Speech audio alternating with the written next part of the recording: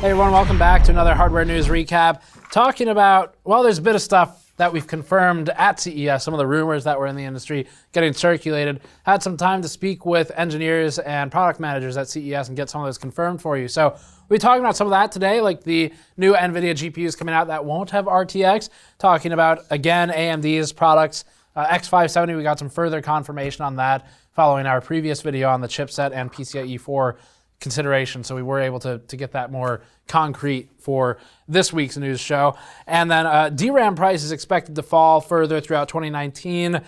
There's NVIDIA 10 series nearly entirely gone at this point. Ice Lake CPU showing up with a cache upgrade, things like that. Some of this is new, some of it's a few days old, but this is our weekly recap for hardware news. Before that, this video is brought to you by Massdrop and the PC37X gaming headset with professional-grade Sennheiser noise-canceling microphone. The PC37X headsets are what we use in the office for phone interviews where audio and mic quality are critical, making for a convenient, high-performance solution for gaming or professional work. The headphones come with a detachable 10-foot cable for safe storage during travel, a standard 3.5mm plug, and soft foam for firm but comfortable fit over the ears.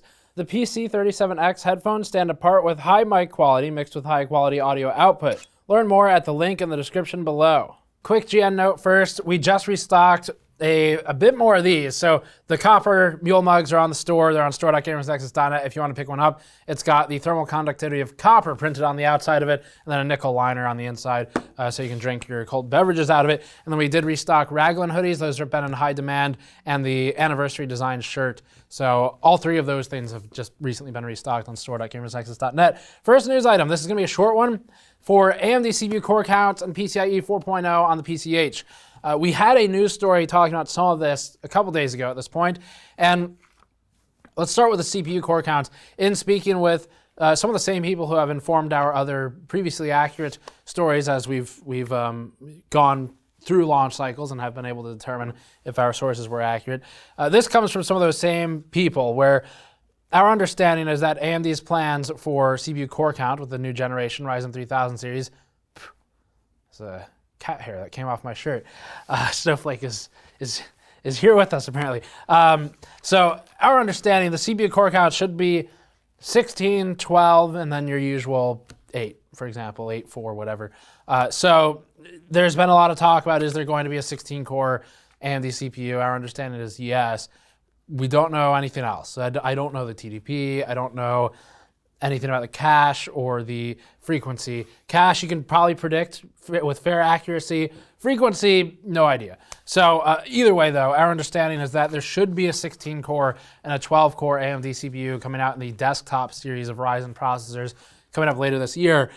It's just a question of, do those come out at launch in roughly June with the 8 core part, or are they slated for later? But regardless of when the 16 and 12 core parts come out, our understanding is that they are supposed to come out, and it will be in the Ryzen 3000 series desktop lineup as opposed to just the HETT TR4 stuff. So just wanted to confirm that for you. We have pretty strong confidence that's going to happen unless there's some major change in AMD's lineup. So despite having fair confidence that 16 and 12 core parts will exist, we don't know when. And of course, AMD could change their plans, and so it's not a rumor. This comes from a trusted source that works with these parts, but it's not AMD. So keep that in mind. We're pretty sure it's going to happen, though. It's just give yourself a little bit of room to be disappointed if there's a delay or something. NVIDIA, or actually there's one more thing on AMD first. The PCH. So we were talking about PCIe 4.0. And so first of all, language correction. I did say chipset last time when I was talking about migrating parts of EPYC to the X570 chipset. EPYC on the SP3 platform does not have a traditional chipset, so the correct phrasing would have been to say migrating parts of EPYC itself. So that'd be things like I/O, like PCIe 4.0, to the X570 chipset. So I want to put out a language correction there, but the rest of the content stands. And the thing that we've since confirmed with a couple of people is that the X570 chipset, especially with its rough 15 watt target, not the lower 6 to 8 watt target of the current chipsets, is probably going to have PCIe 4.0 in the chipset. And by probably, I mean almost definitely at this point. So that was something that we were a bit wishy-washy on in the original coverage, where I said we really couldn't confirm one way or the other. But since that story went up, we have gotten a couple of notes from, I think, 3 different sources that said, yes, it's going to be PCIe 4.0 in X570. So wanted to update that in case you were curious. So another one, this is another rumor that's been out there that we've been able to partially confirm.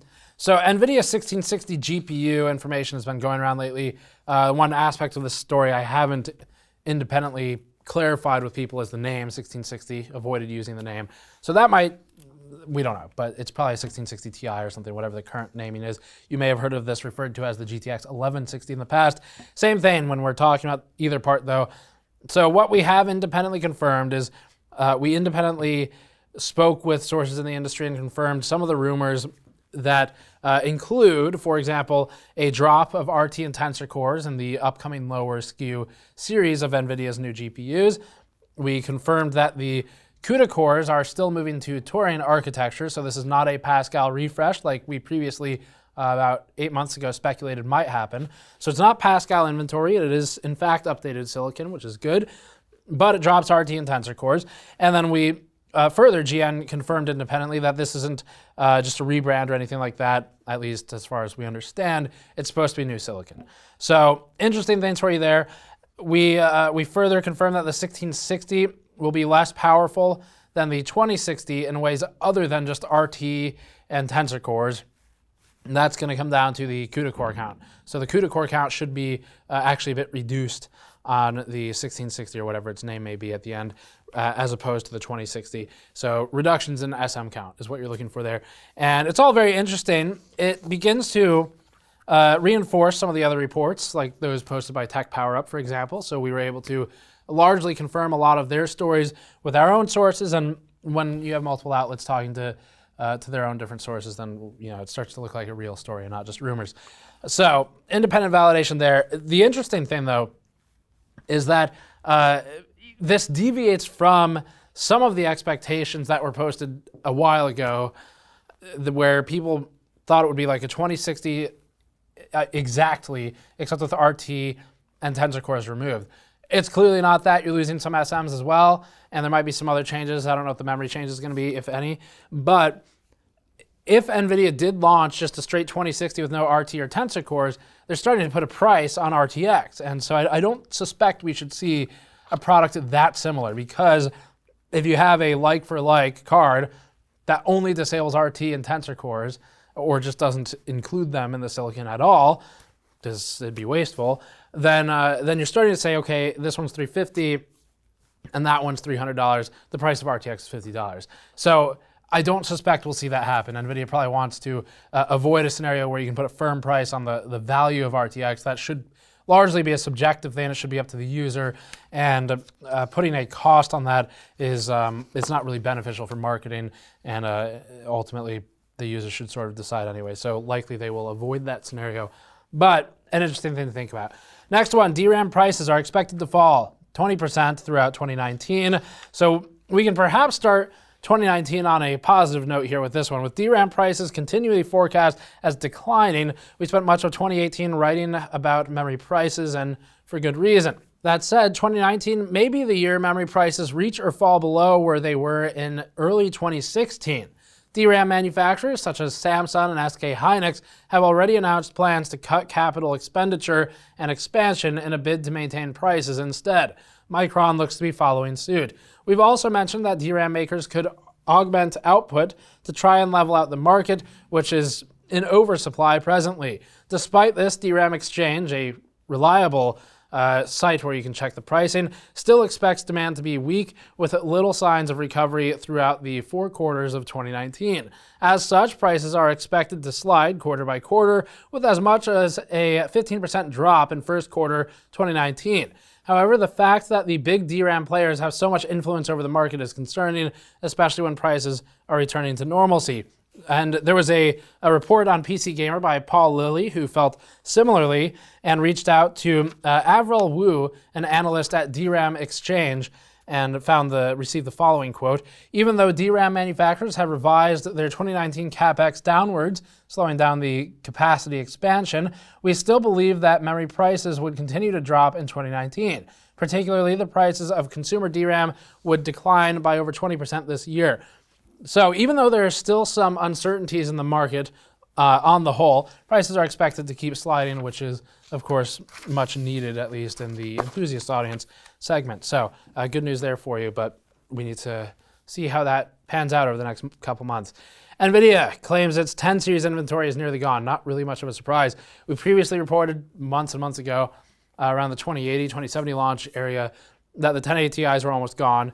And in a Q&A session, NVIDIA CEO Jensen Huang gave an update on their self-proclaimed and self-inflicted crypto hangover, as he previously called it. VentureBeat reports that when asked, "Can you tell us more about your problem with excess inventory and how that will be resolved?" that Huang responded as such. Huang said, "It's completely a crypto hangover issue.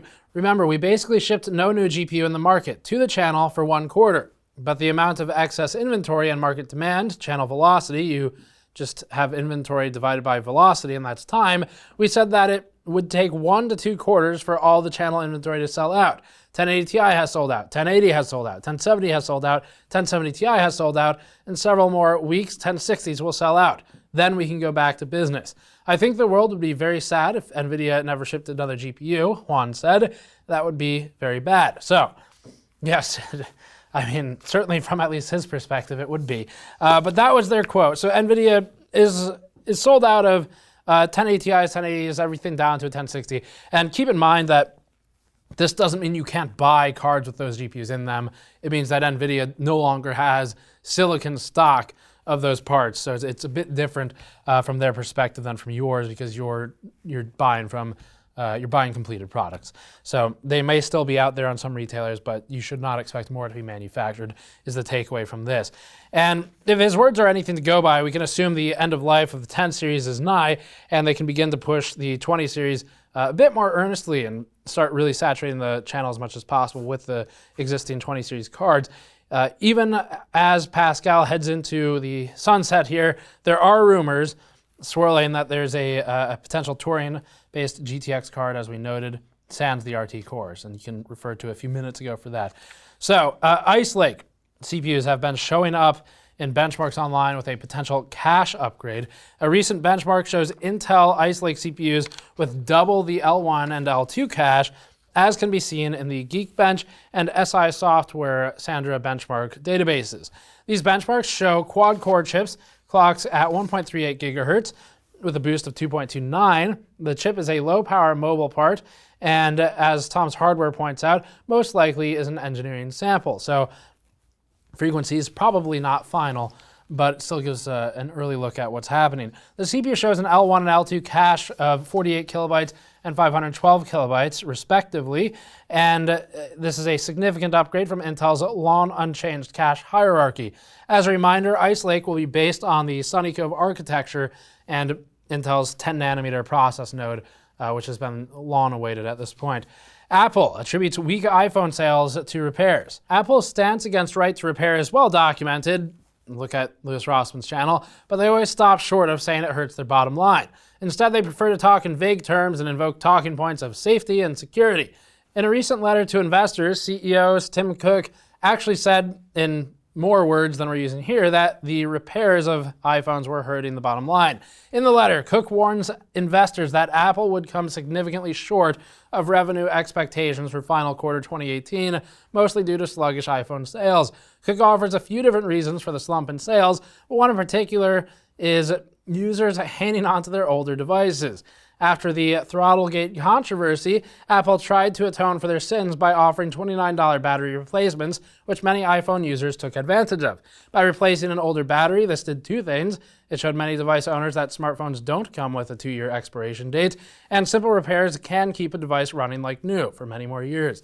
Secondly, it forced Apple to admit, in Apple's own way, mind you, that planned obsolescence and avoiding user repairs is important for iPhone sales. We don't really talk about Apple very much, or even smartphones. They're frankly kind of boring, but these kinds of points are interesting as they relate to right to repair, and pointless consumer cycling of devices in an industry that's still maturing. With PCs, it's mature. You hang on to a PC for years at a time, sometimes 5 or more, depending on how serious you are about it. And phones haven't quite gotten to that point yet, although they're trending that way. So we do hope to see people hold on to their phones for longer, because it's just absurdly wasteful. So it looks like it is going that way, though.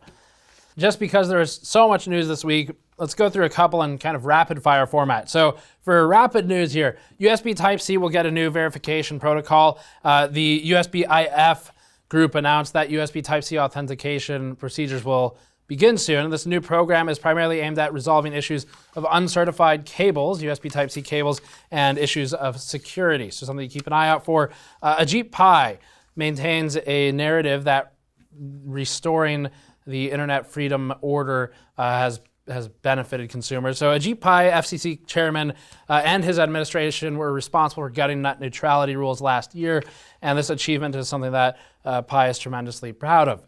Recently, Pai said that he was pleased that a strong bipartisan majority of U.S. House of Representatives declined to reinstate what he called heavy-handed internet regulation.